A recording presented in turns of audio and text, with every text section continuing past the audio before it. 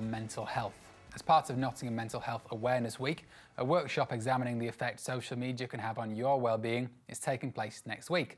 Lina Mookerjee is a psychotherapist and counsellor who works with a number of clients who are troubled and suffering because of interaction with social media, which is including conditions like social anxiety, body image distortion and addiction too. She's leading the workshop and is here now to tell us more. A round of applause for Lina. Thank you. Include me. Before we dig into the problems, tell me a little bit about what's going on next week. Right, next week, Owen, thank you very much for having me on. Not at all. It's a celebration of mental health in terms of destigmatisation and raising it to the open to say, hey, you know what, it's part of the human condition.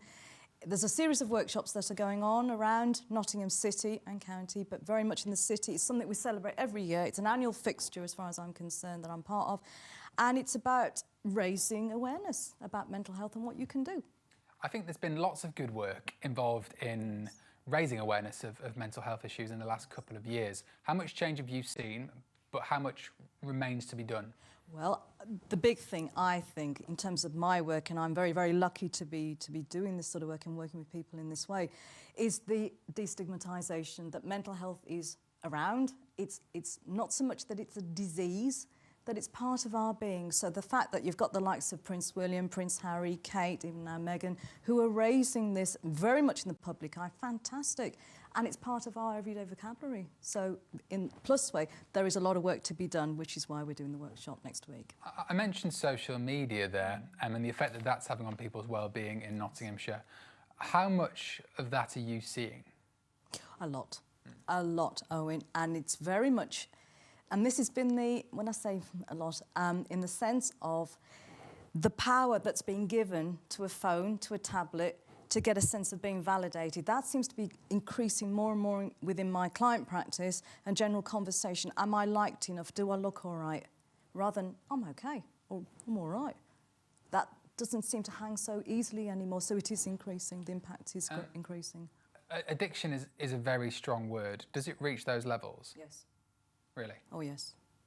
What levels of addiction have you seen? To the point where phones are kept on under pillows, yeah, taken into the shower, into baths. Oh, yes. Going to the loo. You're heading for disaster there. And it has. Yeah. And I have had, or I've certainly worked with instances where, yes, they've dropped in the bath and it's like all hell lets loose. Sounds crazy, doesn't it? For those of us pre-social media in terms of iPhones, etc. But yes, it is there. What's being done in Nottinghamshire to crack down on the issues that these technologies are causing for people's mental health? Raising awareness and actually putting some safeguarding awareness techniques in, which is obviously what I'm going to raise, but I don't think enough's being done, Owen. And it's often online that you have to go and get this information rather than having a face-to-face discussion or workshop or even just talking as humans. How do you know if you've got a problem? How do you know when your phone use or your connections with social media are getting out of hand? It's when you are feeling compulsive that you have to go and reach for your phone. I think from experience, personal, because I've recognised it in me too, it's addictive. And I found a term, the phantom vibration syndrome. Have you come across that? I know exactly what you're talking about, and I have it.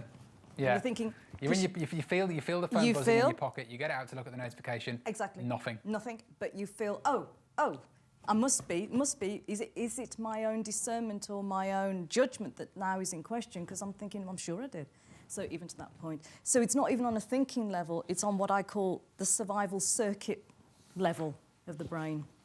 Let's bring it back to what you're doing next week as part of Mental Health Awareness Week in Nottingham. Yes. What specifically is going on?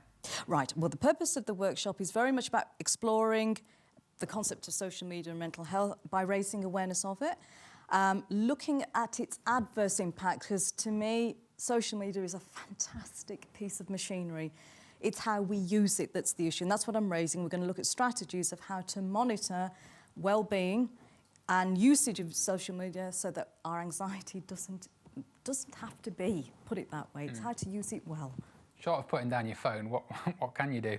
Well, you can become aware of what you're doing, and it's being able to tap into those thinking circuits of the brain through what we call the middle prefrontal cortex, rather than being driven by the reptilian brain and the limbic system, which is your fear circuits.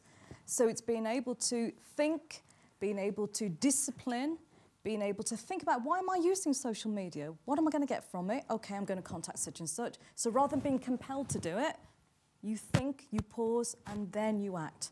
And it's as simple as that, and then it's a whole different experience. You've given me lots of food for thought. Thank you very much, Lina. Really interesting speaking to you. Thank you. Next, Goose Fair will